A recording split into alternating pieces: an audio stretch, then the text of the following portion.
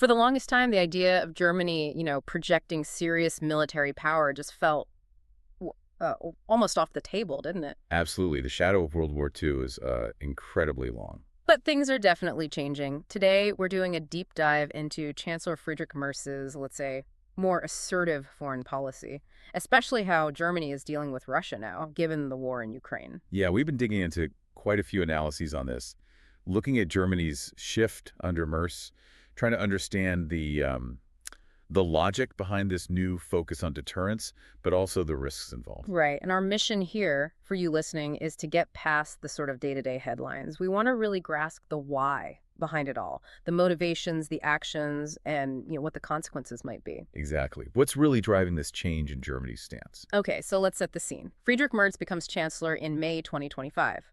Global tensions are already high, obviously, because of Russia's invasion of Ukraine back in 2022. And his predecessor, Olaf Scholz, was often seen as, well, more cautious, definitely more hesitant on the military front. But the analyses we're looking at, they paint a picture of a real change in tack under Merz, a definite shift. It's quite a stark contrast, actually. Merz has been very explicit about his goal, building Europe's strongest conventional army. That's a huge statement. It is, and our sources suggest this isn't just talk.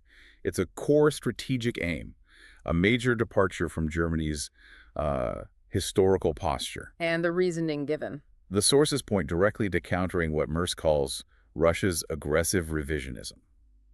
So it's framed as a necessary response, a fundamental rethink of Germany's security role in Europe. Okay, and this brings us to some really concrete actions, like the decision on weapons for Ukraine. This was huge. Yeah, May 26th, 2025, Germany, alongside the US, UK, and France, basically agreed to lift range restrictions on Western weapons supplied to Ukraine. Which means? Which means Ukraine can, potentially, hit military targets much deeper inside Russia.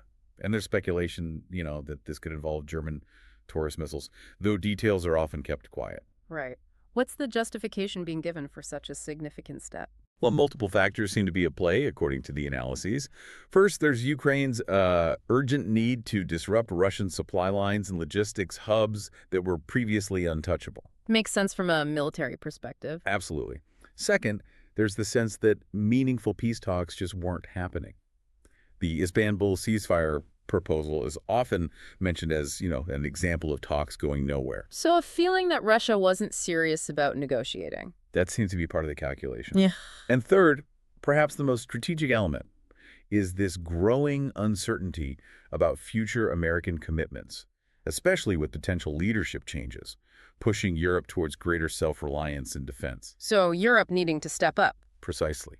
One analysis we read argued pretty strongly that limiting Ukraine's strike range was actually kind of giving Russia safe havens and prolonging the war. That viewpoint seems to have gained traction under Merz. And it's not just weapons policy. There was another move just before that that was also pretty historic. You mean the truce to Lithuania? Yeah. Exactly. May 22nd, 2025. Germany deploys, 4,800 troops plus civilian staff to Lithuania permanently. That is a landmark event. Germany's first permanent foreign military base since World War II. It really signifies a shift. So what's the thinking there, strategically? It's about bolstering NATO's eastern flank. Lithuania and the Baltics are seen as, particularly vulnerable points. Deploying German troops there sends a very clear signal to Moscow. A signal of commitment. A very strong one. Merz himself said, and this quote popped up in several analyses, "The safety of our Baltic partners is our safety." That really sums up this renewed focus on collective defense within NATO, is Germany taking a more visible, active military role. Unsurprisingly, Moscow didn't take kindly to these developments. No, not at all. Our sources mentioned Foreign Minister Lavrov reacting quite sharply. He accused Merz and other Western leaders of basically planning escalation in secret using these long-range strike capabilities. So tensions definitely ratcheted up. Without a doubt. And this is where the critics, highlighted in some analyses, raise serious concerns. They worry that these actions, the troop deployment, the weapons policy, could increase the risk of miscalculation. Leading, potentially, to a direct clash between NATO and Russia. That's the ultimate fear, of course. But Merz seems to be trying to walk a tightrope here, doesn't he? The sources suggest he's careful to say Germany won't become a direct party to the war. Exactly. The emphasis, according to the analyses, is consistently on enabling Ukraine's self-defense not on Germany entering the fight itself. And he's still talking about diplomacy. Yes, he keeps mentioning diplomatic paths, like a possible Vatican-mediated ceasefire. So the strategy seems to be heavily weighted towards deterrence building strength to prevent wider conflict, rather than initiate it. Deterrence is the key word then. It appears to be central. The idea is to show resolve, build credible strength, and deter further Russian moves. But, as one source pointed out, deterrence is tricky.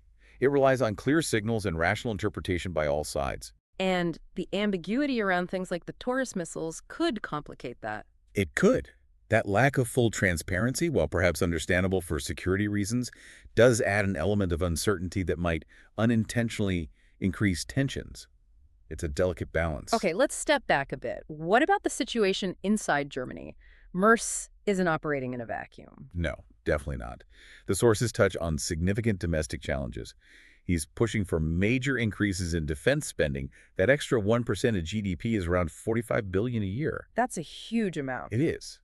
And he has to justify that while the German economy is facing, well, stagnation, that's a tough political sell. And internationally, beyond Russia. The whole context of unpredictable U.S. policy, especially the possibility of Trump returning, looms large.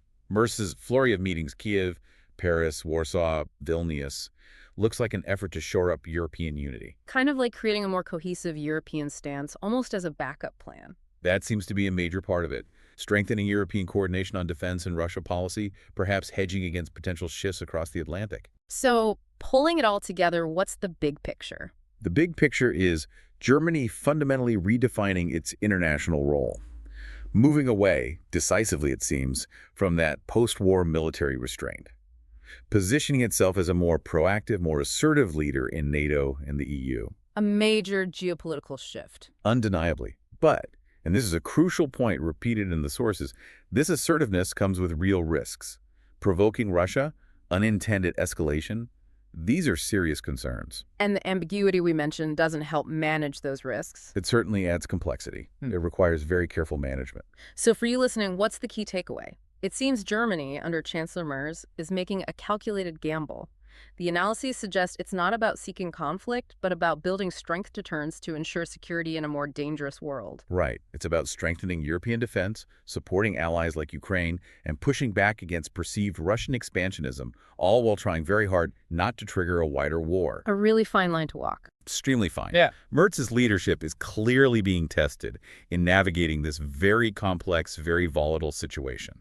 So here's something for you to really chew on. Thinking about Germany's history, its unique baggage, and today's, frankly, chaotic world stage, what do you think are the most significant long-term consequences of this shift? Yeah, how will this more assertive Germany reshape European security? And what about the future relationship with Russia? And are there other factors, maybe things we didn't cover in this deep dive, that could play a critical role in how this all turns out? Lots to consider.